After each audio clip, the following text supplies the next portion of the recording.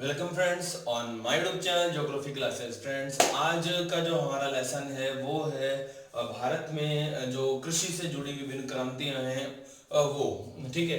कृषि से जुड़ी जो क्रांतियां हैं जिनकी हम बात करने वाले हैं उनमें हम लेते हैं सबसे पहले सबसे प्रमुख क्रांति हरित क्रांति। ठीक है, सिंपल है, हरित क्रांति। तो सबसे पहले आपको हरित क्रांति का पता होना चाहिए कि हरित क्रांति एक्चुअल में है क्या। तो हरित क्रांति है कृषि में नवाचार को, नवाचार समझते ना, टेक्निक्स को, कृषि में टेक्निक्स को, नवाचार को अपनाते हुए खाद्यान्न उत्पादन में वृद्धि करना ही क्या है, हरित क्रांति है। ठीक है, हरित क्रांति की जो शुरुआत हुई वो यूएसए के कृषि वैज्ञानिक हैं। यूएसए के कृषि वैज्ञानिक नाम है नॉर्मन बोरलॉग या बोरलॉग, नॉर्मन बोरलॉग। ये यूएसए के कृषि वैज्ञानिक है, नॉर्मन बोरलॉग। इनके द्वारा ये हरित क्रांति की शुरुआत हुई थी। ठीक है, अब अगर हम बात करते हैं नॉर्मन बोरलॉग के बाद कि नॉर्मन बोरलॉग ने तो हरित क्रांति की शुरुआत की, लेकिन हरित क्रांति शब्द को देने वाले कौन थे। मतलब कहने का अर्थ है कि भाई हमने क्या किया, नॉर्मन बोरलॉग और इसकी जो टीम थी उन्होंने जो जीन संवर्धित कृषि जीन्स हैं, अधिक उत्पादन देने वाले कृषि जीन्स हैं, उनको बोया। जब उनको बोया और जब उत्पादन देखा तो पूरी जो टीम रही होगी उन्होंने देखा, और उनमें से जब उनके उत्पादन को उन्होंने देखा तब उनकी टीम में से एक व्यक्ति थे। व्यक्ति ने कहा, व्यक्ति का नाम था विलियम गॉड। विलियम गॉड, ये व्यक्ति हैं विलियम गॉड। और विलियम गॉड ने कहा कि क्या बात है, ये तो यार हरित क्रांति है। मतलब उत्पाद जो था ना, उस उत्पाद को देख के बोला कि यार ये तो हरित क्रांति है। ठीक है, और बस ये विलियम गॉड वो व्यक्ति बन गए जिन्होंने हरित क्रांति शब्द दिया था। हरित क्रांति यानी अपनी भाषा में दिया होगा ग्रीन रिवॉल्यूशन, तो ये हरित क्रांति है। ये जो बात बोली थी फर्स्ट टाइम, ये बोली थी विलियम गॉड ने, विलियम गॉड। और ये विलियम गॉड और नॉर्मन बोरलॉग दोनों ही यूएसए के कृषि वैज्ञानिक हैं। इन्होंने मेक्सिको क्षेत्र में ये हरित क्रांति को प्रारंभ किया। ठीक है, कृषि वैज्ञानिक यूएसए के हैं, बट ये दोनों ही ओके। अब हम बात करते हैं कि ये हरित क्रांति भारत में कैसे आई। इस हरित क्रांति के भारत में आने के पीछे छोटी सी कहानियां रही हैं, छोटी सी हल्की सी एक कहानी है, उसकी हम बात करते हैं। देखो क्या हुआ कि जब भारत आजाद हुआ, भारत आजाद हुआ तो भारत की आजादी के साथ ही भारत को विभाजन गिफ्ट में मिला, जो कि हमारे लिए बेहतर नहीं था और हम उस विभाजन से टूट गए थे। कारण था क्योंकि हमारा जो हम जो आत्मनिर्भर थे किन पर, सिंधु के मैदान पर और ब्रह्मपुत्र के मैदान पर हम यहाँ पर आत्मनिर्भर थे। मतलब उन पर, सॉरी आत्मनिर्भर नहीं बोलना था, उन पर हम आश्रित थे, उन नदियों के मैदान पर उत्पादन के लिए। लेकिन अचानक से वो हमसे दूर चले जाते हैं तो हम पूरा का पूरा जो सिस्टम है वो खत्म हो जाता है।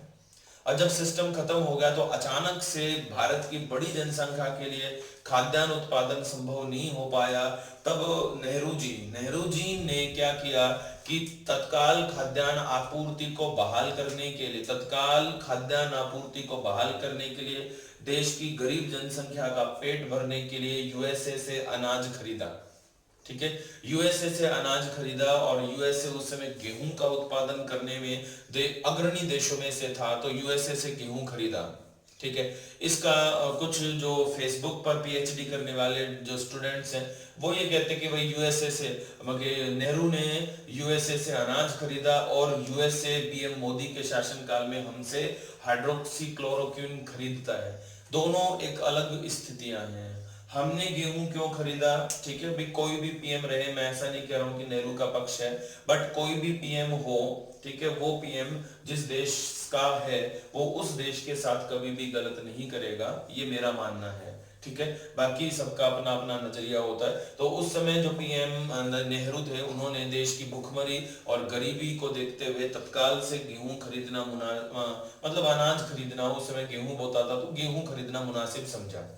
और एक और बात बताऊं इससे जुड़ी हुई कि हमने यूएसए को ये भी कहा कि यार हमारे यहाँ गेहूं कम खाते हैं, चावल ज्यादा खाते हैं, आप है ना चावल वो, हम आपसे चावल खरीदेंगे, ये और कहा हमने। और जब ये कहा तो यूएसए ने कहा कोई नहीं जी, हमें तो बेचना है, हम चावल उगा लेंगे, आप चावल खरीदो। ओके, तो ये चलता रहा सब।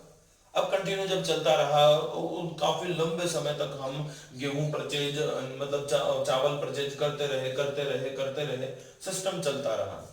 लेकिन ये जो सिस्टम था, ये 1950 वाला जो दशक था, वहां पे आके टूट गया। कैसे टूटा?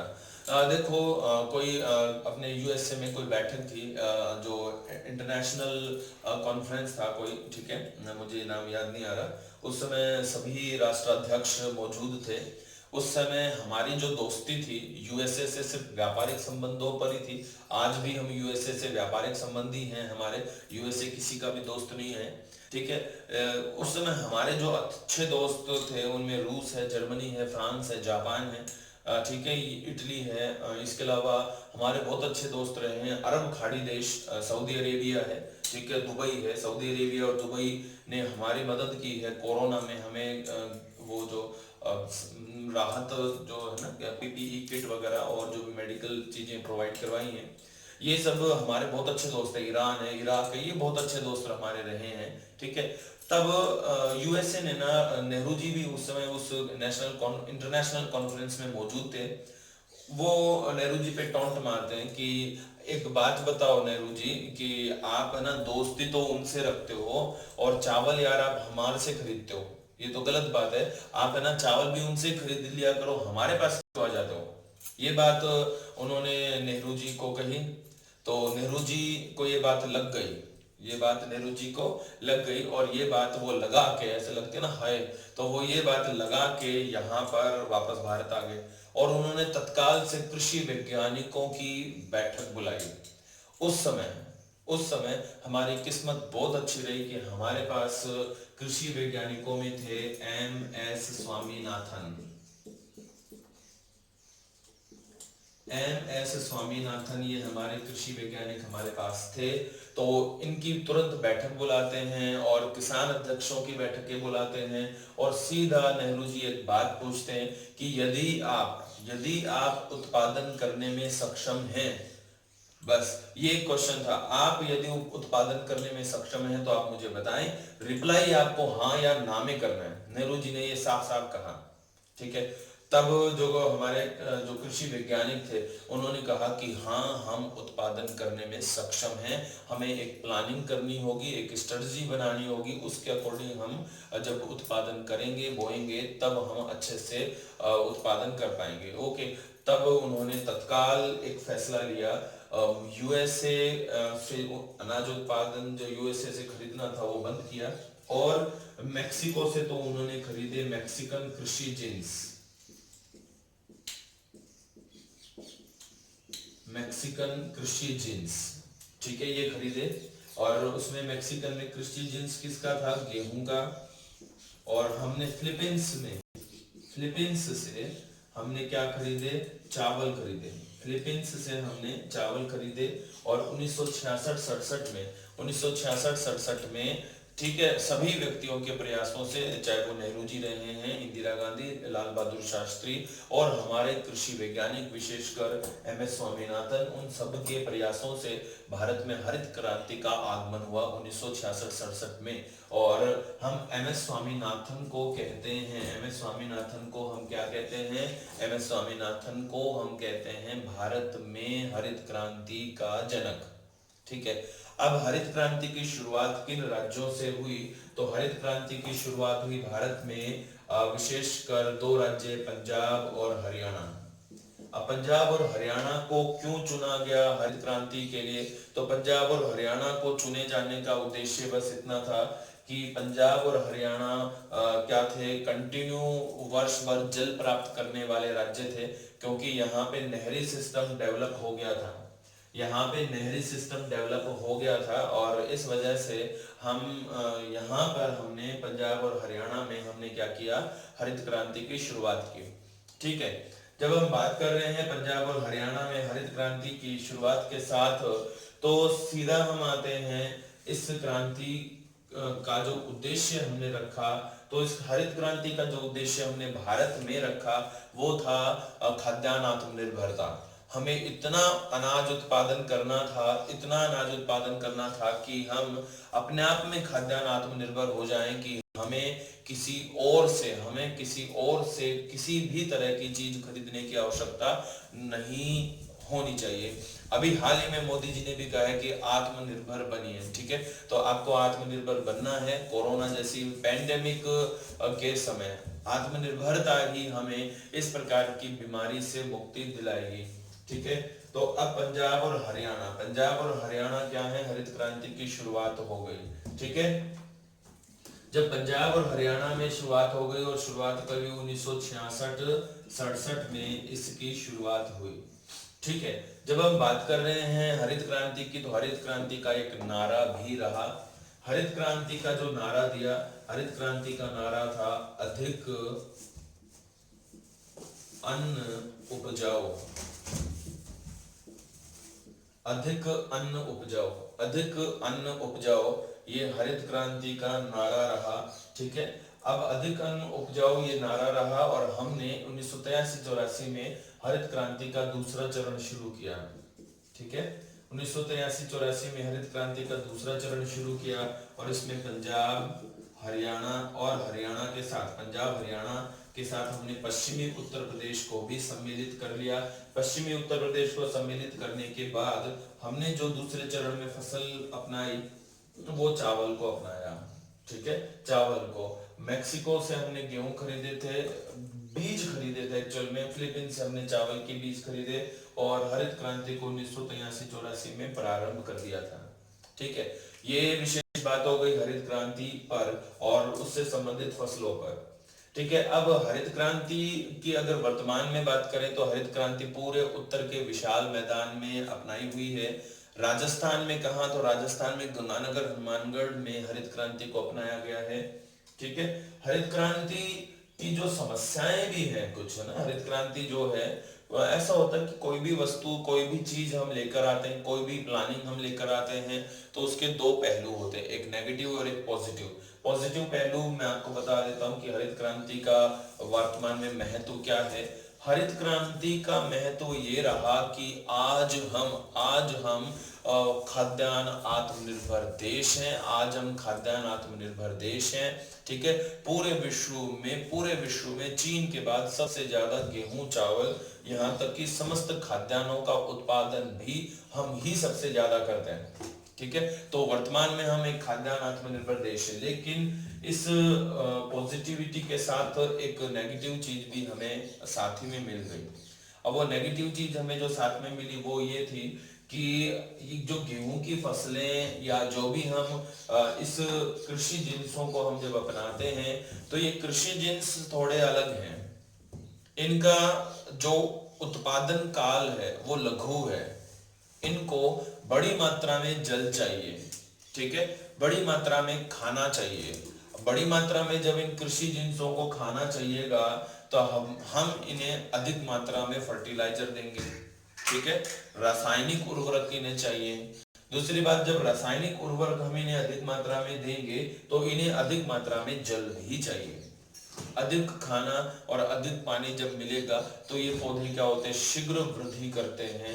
और इनकी खास बात ये है कि अगर आप 1 क्विंटल देशी गेहूं के बीज बोते हैं, तो आपको उत्पादन प्राप्त होता है मतलब मैक्सिमम 3 क्विंटल, 3.5 क्विंटल, हद है 4 क्विंटल। लेकिन अगर आप 1 क्विंटल ये जो फिलीपींस और मैक्सिकन वाली जो कृषि जिन्स है इनको बोते हैं, तो आपको उत्पादन मिलता है 3 गुना, 15 क्विंटल। किससे 3 गुना? जो देशी उत्पादन है 15 से 20 क्विंटल तक उत्पादन प्राप्त होता है। तो इन कृषि जिन्सों का लाभ तो हमने ले लिया, ठीक है, कृषि जिन्सों का लाभ हमने ले लिया। कृषि जिन्सों के लाभ के बाद नुकसान क्या, कि जब आप अधिक मात्रा में फर्टिलाइजर यूज करते हैं और ऐसा खाद्यान्न जब हम खाते हैं, तो हम कैंसर जैसी खतरनाक बीमारियों के शिकार हो जाते हैं, ठीक है। कैंसर जैसी खतरनाक बीमारियां, उनमें auto immune auto immune disease जो होती हैं, आपका जो शरीर का प्रतिरक्षा तंत्र है, शरीर की जो आपका इम्यून सिस्टम है वो स्वयं को ही नष्ट करने लग जाता है। तो इस प्रकार की जो बीमारियां हैं ऑटो इम्यून डिजीज वगैरह, ये कैंसर जैसी खतरनाक बीमारियां इस रासायनिक जो मतलब रासायनिक उर्वरकों के उपयोग वाले जो कृषि खाद्यान्न हैं उनकी वजह से हो रही हैं। ठीक है, आगे हम बात करते हैं और क्या नुकसान है। तो इससे नुकसान है हमें, भूमि हमारी अनुपजाऊ बनती जा रही है, सेम और रेह की समस्या पैदा हो गई है। सेम और रेह की समस्या पैदा हो गई है। ये सेम और रेह आप जानते हैं, क्योंकि आपको हम पहले भी बात कर चुके हैं सेम और रेह के बारे में, बट फिर थोड़ा सा मैं आपको एक आइडिया दे दूं कि वास्तव में ये होता क्या है। सेम और रेह देखो क्या होता है कि ये सिंचित प्रदेशों से संबंधित है। सिंचित प्रदेशों से किस तरह से, मान लीजिए ये हमारे पास भूमि का एक क्षेत्र है, भूमि का एक एरिया है, ठीक है। हमने क्या किया, इस भूमि के एक एरिया पे यहाँ पे अधिक मात्रा में सिंचाई करी, ये अधिक मात्रा में सिंचाई करी। जब अधिक मात्रा में सिंचाई होगा तो भूमि को अधिक मात्रा में जल अवशोषित करना होगा। जब भूमि अधिक मात्रा में जल अवशोषित करेगी तो भूगर्भिक जल पुनर्भरण बहुत शीघ्रता से होगा, ठीक है। और भूगर्भिक जल इतना ऊपर उठ जाता है कि ये जल आपको सतह पर मिलने लगता है।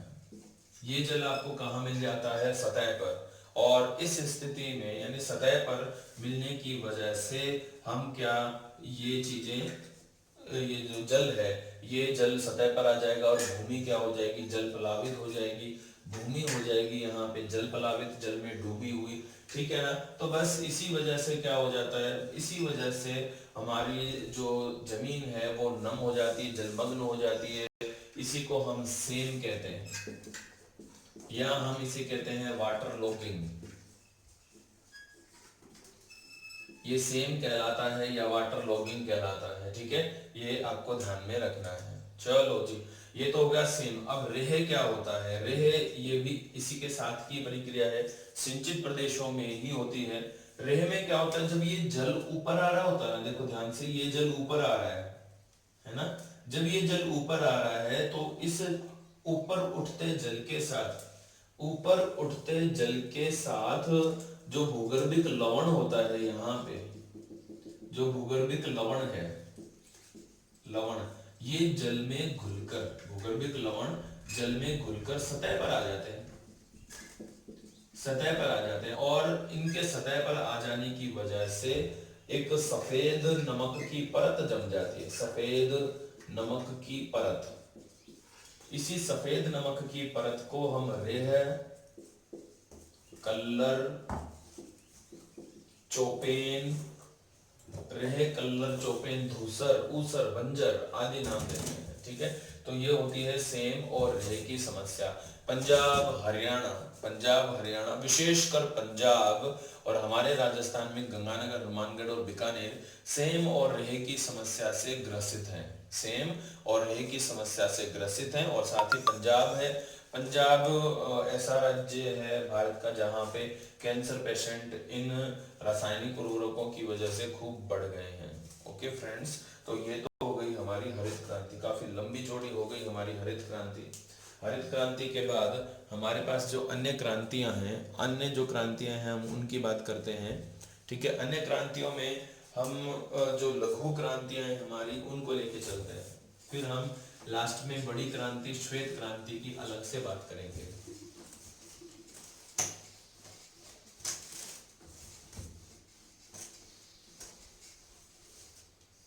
ठीक है, तो मैं यहाँ लिख देता हूँ, देखो अन्य जो हमारी क्रांतियां हैं उनको एक बार मैं लिख देता हूँ।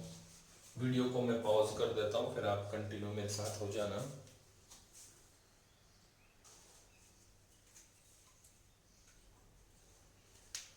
तो फ्रेंड्स हम बात कर लेते हैं हमारी जो श्रेष्ठ क्रांतियां हैं। श्वेत क्रांति की हम इनके बाद नेक्स्ट वीडियो में बात करेंगे।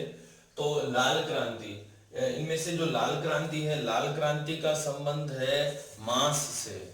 लाल क्रांति का संबंध है मांस से, और राजस्थान में लाल क्रांति का संबंध है टमाटर से। नीली क्रांति, नीली क्रांति सभी जानते हैं मत्स्य, मत्स्य पालन, ठीक है। पीली क्रांति का संबंध होता है, पीली क्रांति का संबंध है तिलहन से, ठीक है। पीली क्रांति का संबंध तिलहन से है, लेकिन अगर आपसे कोई ऐसे पूछे कि राजस्थान में पीली क्रांति के अंतर्गत किस फसल पर विशेष महत्व दिया गया, तो सरसों पे दिया गया। कृष्ण क्रांति, कृष्ण क्रांति होता है पेट्रोलियम, कृष्ण क्रांति होती है पेट्रोलियम, पेट्रो उत्पाद। बादामी क्रांति, बादामी क्रांति होता मसाला, बादामी क्रांति होते मसाला उत्पादन। सुनहरी क्रांति, ये सुनहरी क्रांति का संबंध है बागवानी से, बागवानी, और बागवानी में भी विशेषकर फल जिसकी इस पर महत्व दिया गया था वो सेब था। उसके बाद बात आती है रजत क्रांति या सिल्वर, रजत या सिल्वर। जो रजत क्रांति या सिल्वर क्रांति ये है अंडा उत्पादन, अंडा उत्पादन। भूरी क्रांति, भूरी क्रांति होता है, मैं लिख देता हूं खाद्य प्रसंस्करण, प्रसंस्करण। अब ये खाद्य प्रसंस्करण क्या है, फूड प्रोसेसिंग है, फूड प्रोसेसिंग। फूड प्रोसेसिंग का मतलब हो गया कि डिब्बाबंद भोजन, भोजन को लंबे समय तक उपयोग के लिए बनाए रखना, इसी को हम फूड प्रोसेसिंग कहते हैं। उसके बाद आती है धूसर क्रांति, तो धूसर क्रांति का संबंध है उर्वरक से, फर्टिलाइजर। साथ ही धूसर क्रांति का बाद में संबंध जोड़ा गया सीमेंट से भी। खाकी क्रांति, ठीक है, खाकी क्रांति होता है चमड़ा, लेदर, लेदर, ठीक है। और प्रोटीन, ये दालों से संबंधित है, पराभनी भिंडी से संबंधित है। अमृत क्रांति नदियों को जोड़ने से संबंधित है। इंद्रधनुष क्रांति जो है, इंद्रधनुष क्रांति क्या है, ये जितनी भी क्रांतियां हैं उन सभी पर निगरानी से संबंधित है। एनएच क्रांति स्वर्णिम चतुर्भुज योजना और उत्तर दक्षिण पूर्व पश्चिम कॉरिडोर से संबंधित है। मूक क्रांति मोटे अनाज से संबंधित है, मोटा अनाज, ठीक है। इसके अलावा गोल भी तो होती है ना, गोल क्रांति का संबंध आलू से है। अब हम बात करते हैं एक जो हमारी रह गई सदाबहार क्रांति। सदाबहार क्रांति का संबंध जितनी भी अन्य क्रांतियां हैं, जितनी भी अन्य क्रांतियां हैं उन सभी क्रांतियों में उत्पादन में वृद्धि से संबंधित है, उन सभी क्रांतियों में उत्पादन में वृद्धि से संबंधित है। और वो कौन हो गई हमारी, किधर गई, सदाबहार क्रांति। अब सदाबहार क्रांति को हम दूसरी हरित क्रांति भी कहते हैं, दूसरी हरित क्रांति भी कहते हैं। और दूसरी हरित क्रांति का जो विचार देने वाले थे वो थे अब्दुल कलाम। दूसरी हरित क्रांति का विचार देने वाले थे अब्दुल कलाम, है ना, ये ध्यान रखना। तो दूसरी हरित क्रांति का विचार देने वाले रहे अब्दुल कलाम, ओके, ये ध्यान में रखना है आपको। इसके अलावा और बात करते हैं कि दूसरी हरित क्रांति शुरू कब हुई, तो ये जुलाई 2006 में, यानी 2006 में ये दूसरी हरित क्रांति की शुरुआत हुई थी। शुरुआत करने वाले वही थे, एमएस स्वामीनाथन ही थे, ठीक है, बट विचार देने वाले कौन थे, अब्दुल कलाम रहे थे। सदाबहार क्रांति जो है ये मनमोहन सिंह के शासनकाल में आई थी, और इसका विचार जब हुआ था वो हमारे अटल बिहारी वाजपेयी थे उस समय, ठीक है, ये ध्यान में आपको रखना है। ओके, ये हमारी कृषि से जुड़ी विभिन्न क्रांतियां हो गई हैं। अब नेक्स्ट हम बात करेंगे हमारी श्वेत क्रांति पर, वो अगले वीडियो में है। या चलो हम कंटिन्यू करते हैं, अभी 23 मिनट का वीडियो हुआ है लगभग, तो हम और बात कर लेते हैं इसी में। साथ ही में हमारा डस्टर किधर गया,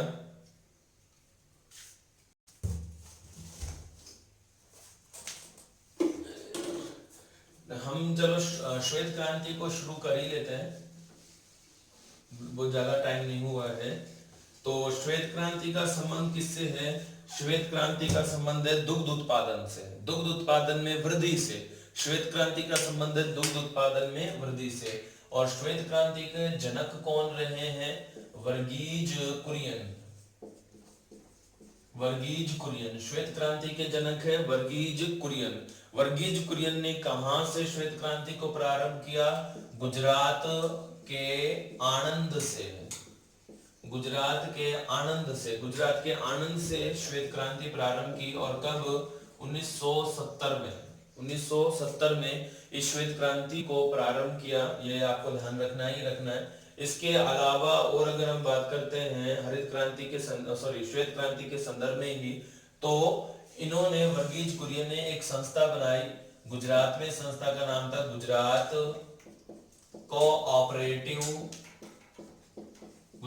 cooperative and marketing federation.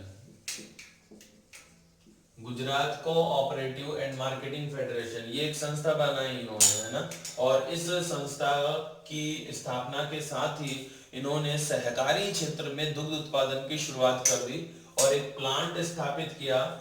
Plant को हम कहते हैं अमूल। अमूल का जो पूरा नाम होता है वो AMUL, पूरा नाम हो गया आनंद मिल्क यूनिट लिमिटेड। आनंद मिल्क यूनिट लिमिटेड, ये अमूल का पूरा नाम है। और अमूल जो है अभी वर्तमान में हमारे देश की सबसे बड़ी दुग्ध उत्पादक संस्था है, सहकारी क्षेत्र में कार्यरत है अमूल, ठीक है। ये आपको ध्यान में रखना है। ओके फ्रेंड्स, तो ये हमारा अमूल था। और इस अमूल यानी श्वेत क्रांति के एक लाभ की हम बात कर लेते हैं कि हमारा जो भारत है पूरे विश्व में दुग्ध उत्पादन में नंबर 1 पर आ गया है। यूएसए को हमने पछाड़ दिया है दुग्ध उत्पादन में। ये तो इसकी पॉजिटिविटी। नेगेटिविटी भी मैं आपको बता दूं कि पूरे विश्व में नकली दूध के उत्पादन में भी हमारा भारत ही प्रथम है, ठीक है। पता नहीं क्यों हम इन चीजों में भी प्रथम हो ही जाते हैं यार, समझ में नहीं आता। बट हम हैं तो हैं, इसमें क्या है, प्रथम तो है ही दोनों में। ओके फ्रेंड्स, तो आज की वीडियो में इतना ही। आप कंटिन्यू हमारे साथ बने रहने के लिए आपको थैंक यू। जय हिंद।